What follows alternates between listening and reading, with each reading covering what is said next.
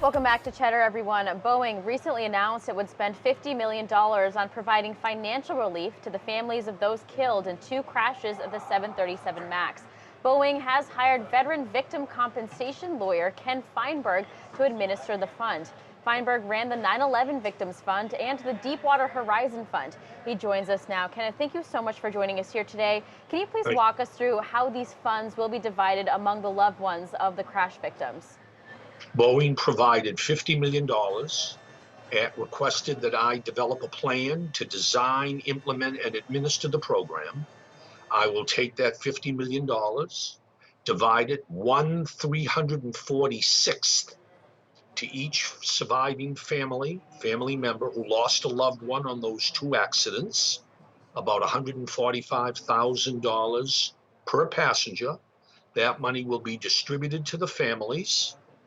And this has nothing to do, this is important, it has nothing to do with the litigation that might be filed against Boeing or Lion Air or Ethiopian Airlines. This is a separate program. It requires no release.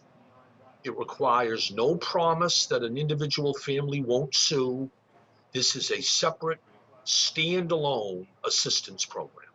Who decided on that number? Did you go to Boeing and say, I think this is the number that you need to come in at because of the per person value that you had to come to, which we'll get to a little bit later? Or was it Boeing that said, this is the number that we've earmarked and we need to figure out how to work within that?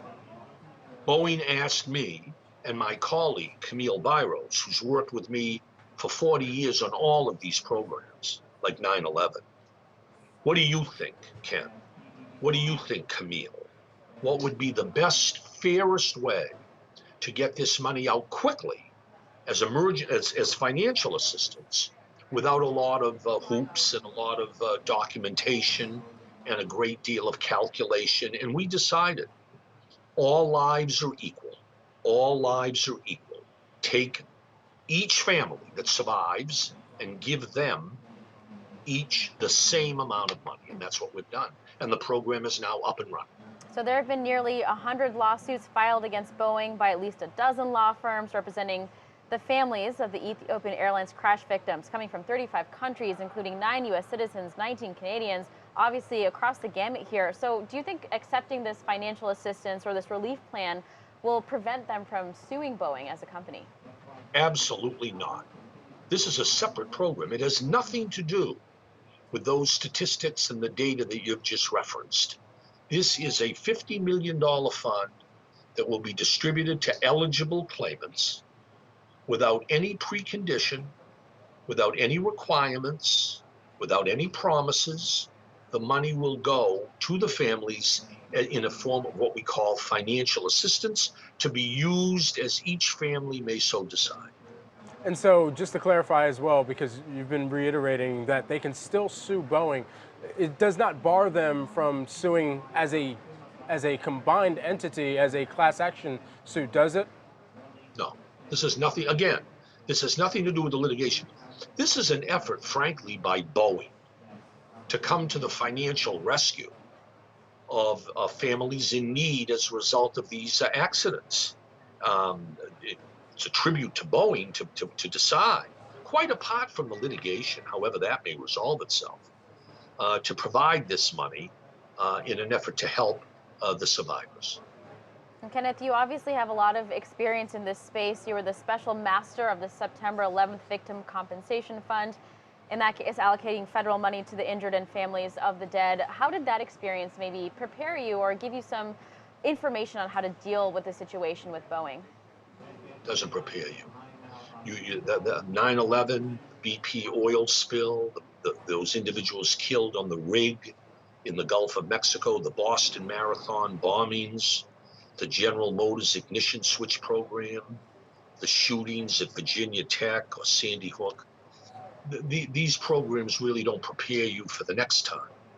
What makes this program equitable, I think, is the fact that we're not looking into the financial wherewithal of any family or any passenger who was lost in those two accidents.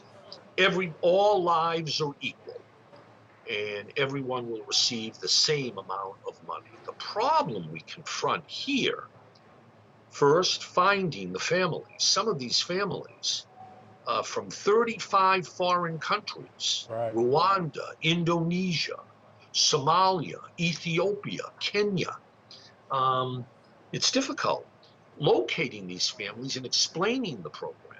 And then the second issue is trying to make sure that $145,000, which is a great deal of money in any country, will be safely distributed to the eligible families and won't end up diverted or put Right. into some corrupt bank account. This is a lot of money And so, Kenneth, that I think Boeing that, has put up. and that gets to the core question of it too. How do you determine the value of a life from your position? Oh, the question, when you ask that question, people think that I'm going to look into issues like integrity or dignity or courage. That's not what the American legal system is all about. In the case of this program, I'm not looking at a value of a life other than all lives are equal. There's 346 families. There's $50 million. It's a simple division. And that comes to about $145,000 per family. That's what they will receive if I can find them and if the money can be safely transferred to them. Those are the twin challenges here. All right, Kenneth Feinberg, Administrator for Boeing Financial Assistance Fund. Thank you for helping us break this down for ourselves, for our viewers as well. We appreciate the time. Anytime. Thanks very much, folks.